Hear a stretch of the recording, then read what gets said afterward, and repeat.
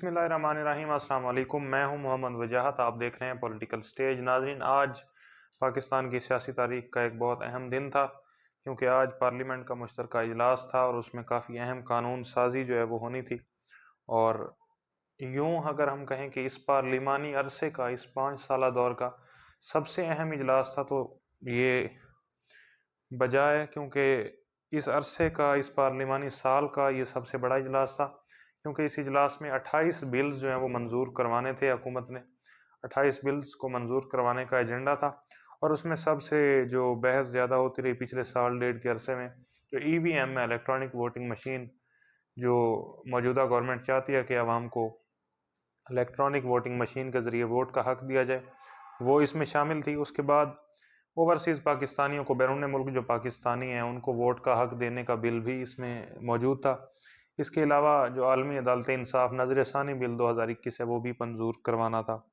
तो इस हवाले से ये बिल सिर्फ पाकिस्तानियों के लिए ही अहमियत का हामिल नहीं था ये इजलास, बल्कि ओवरसीज़ पाकिस्तानी और पूरी दुनिया की नज़रें इस इजलास पर थीं, क्योंकि ओवरसीज़ पाकिस्तानी अपने वोट के हक को लेकर काफ़ी कंसर्न है, और वो चाहते हैं कि उन्हें जो है वो बाहर, वो जब अपने मुल्क के लिए बाहर रहते हैं और वहाँ से पैसा अपने मुल्क को वापस भेजते हैं, तो उन्हें वोट का हक भी दिया जाए।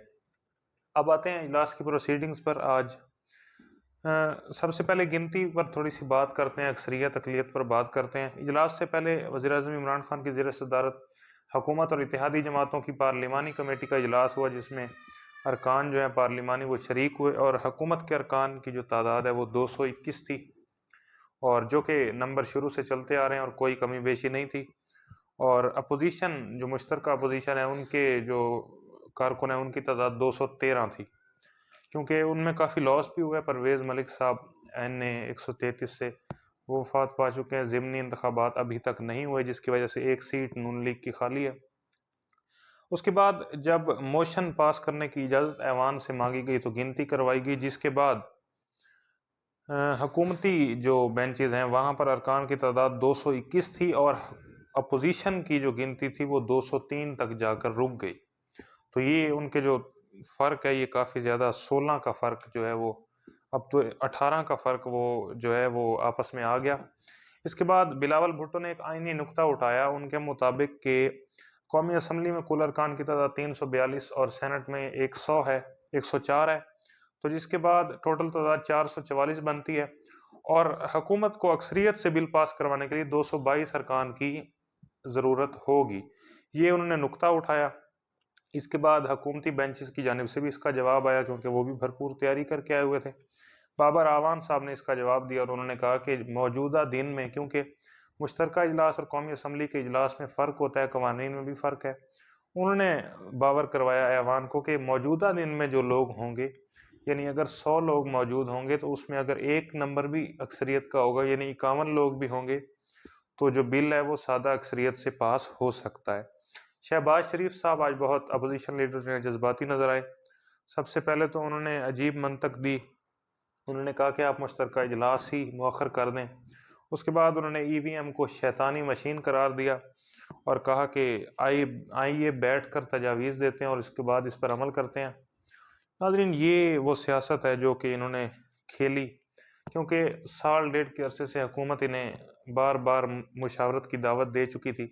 वज़ीर-ए-आज़म इमरान खान खुद इनको दावत दे चुके हैं कि आएँ, EVM के मामले पर इकट्ठे बैठते हैं, लेकिन इनकी जानिब से कोई जवाब नहीं दिया गया, और बहरहाल आज हुकूमत ने अपनी बर्तरी जो है वो साबित कर दी। गिनती के मुताबिक हुकूमती अरकान जो हैं वो 221 थे, और अपोजिशन के 213। यूँ ये फ़र्क जो है वो 18 का बन गया। और जो पिछले दिनों बातें हो रही थी, जब से इत्तेहादी कुछ नाराज़ नज़र आए कि हुकूमत अब ये मुद्दत पूरी कर पाएगी कि नहीं, लेकिन अब हुकूमत ने नियर फ्यूचर के लिए एक नैरेटिव बिल्ड कर दिया कि उनके पास अच्छी अक्सरियत जो है वो ऐवान में मौजूद है। इमरान खान साहब की मेहनत के बदौलत ये हुआ है, क्योंकि उन्होंने इस इजलास से 3 दिन पहले वो खुद पार्लिमानी कमेटी में आते रहे, ऐवान में आते रहे, और इसके बाद जब अपोजिशन ने मामला हाथ से जाता देखा, तो उन्होंने स्पीकर का घेराव किया, स्पीकर डाइस का घेराव किया, स्पीकर को धमकियां दी। पीपल पार्टी के रहनुमा कादिर पटेल से असद कैसर साहब की काफ़ी तल्ख कलामी हुई। इसके बाद सार्जेंट्स को तलब किया गया असद कैसर की जानिब से, लेकिन फिर मामला जो है वो रफा दफा हो गया। एक हंगामा खेज इजलास था, اور آخر میں اپوزیشن نے جو ہے اس سے واک آؤٹ کیا اجلاس سے، اور وہ اجلاس سے چلی گئی۔ لیکن بہرحال فی الحال تک حکومت کو ایک واضح برتری ہے۔ اوورسیز پاکستانی جو ہیں وہ کافی خوش دکھائی دے رہے ہیں، کیونکہ وہ ان کا جو ووٹ کا جو حق تھا وہ کافی اہم تھا، اور وہ اس کا مطالبہ بارہا کرتے جا رہے تھے۔ اب ای وی ایم کی منظوری کے بعد الیکشن کمیشن پر نظریں ہیں سب کی، کیونکہ الیکشن کمیشن وہ واحد ادارہ ہے جو اگر اس ای وی ایم پر اعتراض اٹھائے تو سپریم کورٹ میں یہ معاملہ جا سکتا ہے، اور وہاں ایک فیصلہ کن گھڑی آئے گی آئندہ آنے والے دنوں میں، جو کہ ماہرین پیش گوئی کر رہے ہیں۔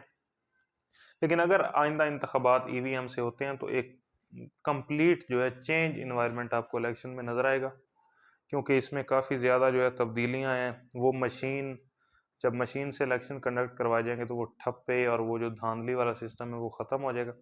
اب دیکھنا یہ کہ آئندہ آنے والے دنوں میں اس قانون سازی کے خلاف اپوزیشن کیا عدالتوں میں جائے گی، یا پھر الیکشن کمیشن اب کس طرف اس بال کو پھینکے گا۔ کیا وہ بال آخر میں سپریم کورٹ کے پاس جائے گی، یا پھر آئندہ آنے والے انتخابات ای وی ایم سے ہی ہوں گے۔ مزید انالیسز اور خبروں کو جاننے کے لیے ہمارے چینل کو سبسکرائب کریں اور ہمیں سپورٹ کیجیے۔ Thank you very much.